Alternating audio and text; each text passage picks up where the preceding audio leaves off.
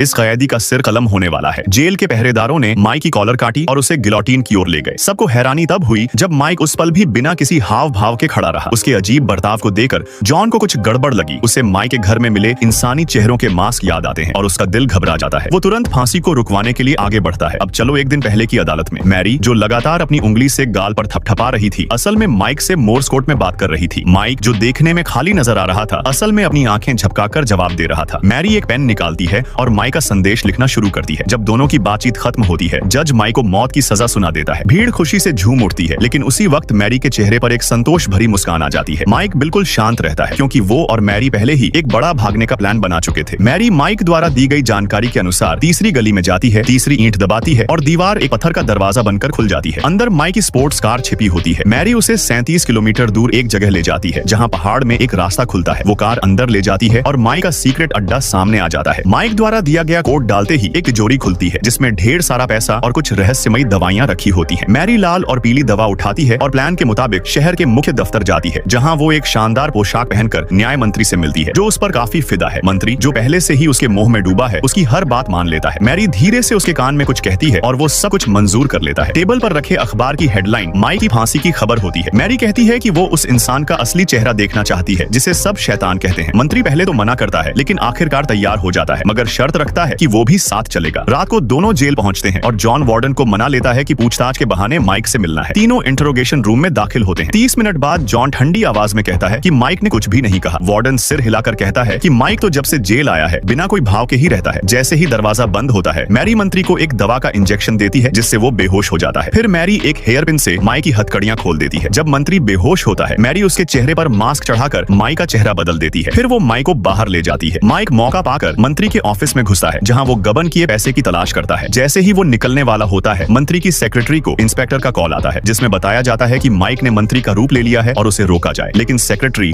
उसे किसी ठगी की कॉल समझकर गुस्से में काट देती है। माइक, जो सब सुन रहा था, जल्दी से वहां से भागता है। उस पुलिस वाले के सामने से निकलता है जो उसे पकड़ने आया था। फिर वो बाहर निकलकर मैरी की कार में बैठता है और दोनों वहां से निकल जाते हैं।